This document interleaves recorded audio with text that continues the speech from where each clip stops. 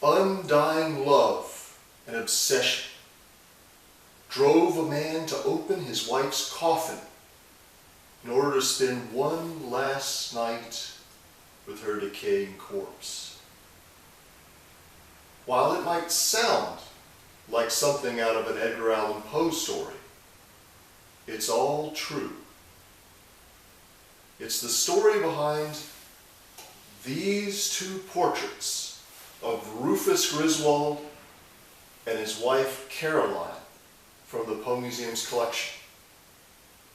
I'll tell you their story on today's installment of the Curator's Crypt.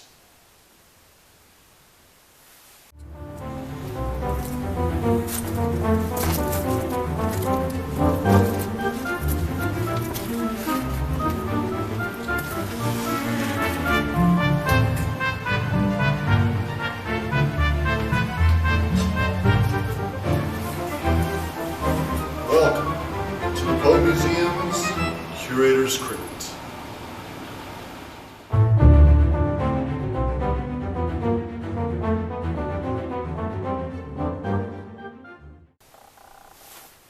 Now, Rufus Griswold could not stand Poe. But Poe didn't like him much either. Poe ridiculed him on stage and in print. Even in one of his stories, a character is more stupid by reading one of Griswold's books. So it's no surprise that when Griswold wrote an obituary of this author, he began, "Edgar Allan Poe is dead. He died in Baltimore the day before yesterday. This news will startle many, but few will be grieved by it." And he went on to say that Poe was just a lousy, despicable, horrible person. And Poe's friends came out immediately and contradicted this and said, "Griswold's a liar. Griswold has his own axe to grind. Don't listen to Griswold." So Griswold doubled down and he wrote the first biography of Poe, in which he portrayed Poe as a madman and a scoundrel and a drunk, a horrible person with no morals, even implying at one point that Poe had made a pass at his foster mother. Now, this didn't sit well with many of Poe's admirers or his friends, but they couldn't easily contradict Griswold because he was a powerful figure in the American literary scene. After all, he was the editor of The Poets and Poetry of America, the first major anthology of American poetry, the Prose Writers of America, the Female Poets of America. He wielded a lot of power and influence. And in Poe's day, if you were a poet in the United States, you wanted to get your name listed in the Poets and Poetry of America and have some of your work included.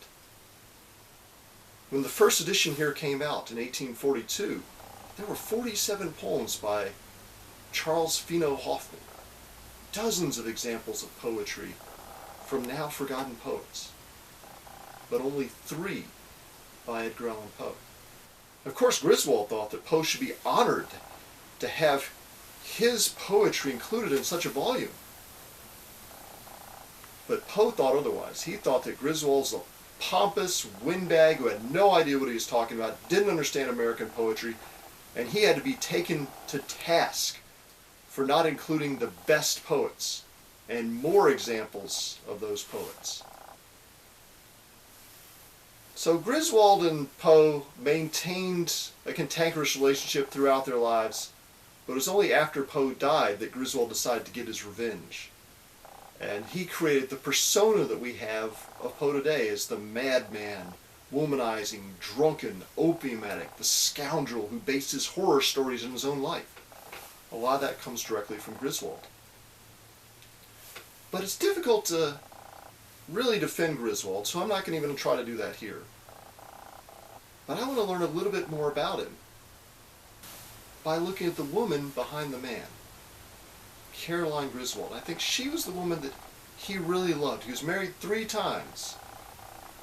But this was the one who had the greatest impact on him. She was the stabilizing influence in his life.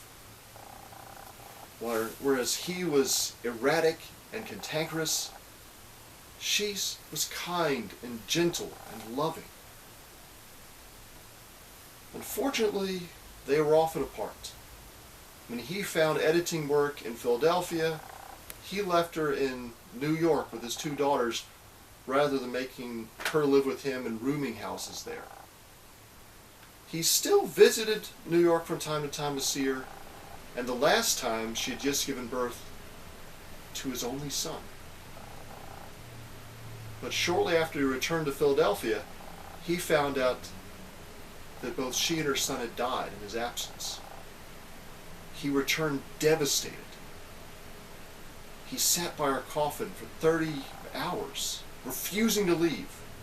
At the funeral, he threw himself on her coffin. He shrieked. It was only late at night that an in-law had to go and fetch him and drag him back home. And in our collection, we do have some pieces related to these difficult times after her death. In fact, one of the pieces is her funeral bill. Another one is a poem he wrote roughly a month after Caroline Griswold's death. She died at the end of November, and this is a Christmas poem. It starts out, "A day of joy to all the world is this, but unto me, alas, a day of gloom. For she who was the fountain of my bliss is hid from me forever in the tomb. A happy Christmas comes from many a voice. 'Tis kindly meant, it brings me only pain. She who alone could bid my soul rejoice, oh, woe is me, I ne'er shall see again." Now this poem came to the Poe Museum's collection along with the portraits and 50 of Griswold's letters. Many of these reference the difficult time he had in dealing with her death. And one of them in particular, from the year after her death, he writes, "I am not well.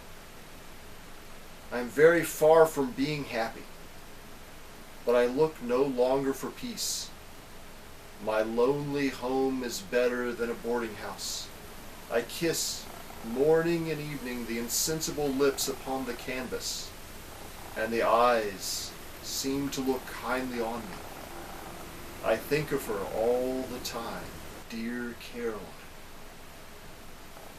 This letter directly references the portrait we have in our collection, so it's nice to imagine that Griswold stood and kissed that same portrait that we can stand but not kiss today.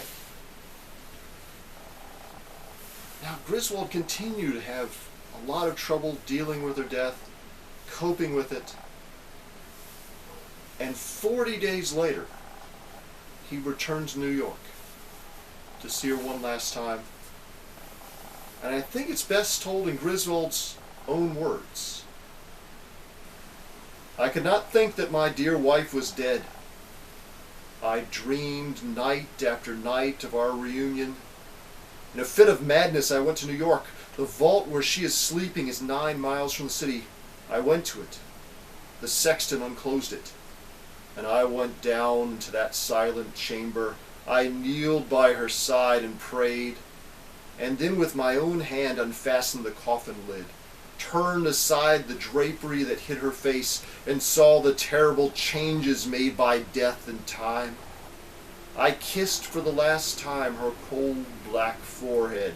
I cut off locks of her beautiful hair, damp with the death dews, and sunk down in senseless agony beside the ruin of all that was dearest in the world.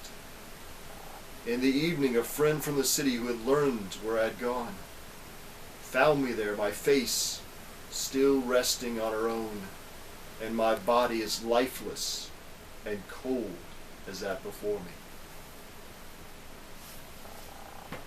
Edgar Allan Poe only wrote about this sort of thing. Rufus Griswold did it. So it's not difficult to see how Griswold might have been projecting a little bit of himself into his biography of Poe. Now these portraits came to the museum only recently, just a few years ago. When they first came available, we knew we needed them because there was so much information about Poe that was incorrect, factually inaccurate, exaggerated. So much mythology in the way that it was difficult to find the real Poe, and part of our mission is to tell people who Poe really was and what his contributions really were. So to come up with the money, we put out a call to some of our friends, and they came forward. Their names are listed on this plaque next to the portraits. Within 2 weeks, we had enough money to purchase the portraits, the letters, and everything else that came with them. And then we started restoring these portraits. When they came here, they were just big brown blobs covered with centuries of dirt and grime and tobacco smoke. It took 6 months to clean and repair the Rufus Griswold portrait, another 3 months to repair and clean and conserve Caroline's portrait. But now we like to imagine that they look a lot like they did when they first left the artist's studio back in 1840. In fact, we imagine Caroline's portrait still looks a lot like it did when Rufus Griswold used to kiss it, morning and night, and imagined her eyes looking down kindly upon him. So thanks for listening to my story about some of my favorite artifacts at the Poe Museum. I'll return soon with some more of my favorite artifacts. Until then, I hope you'll consider supporting the museum so we can continue to preserve and expand our collection. So thanks for joining me for this installment of the Curator's Crypt.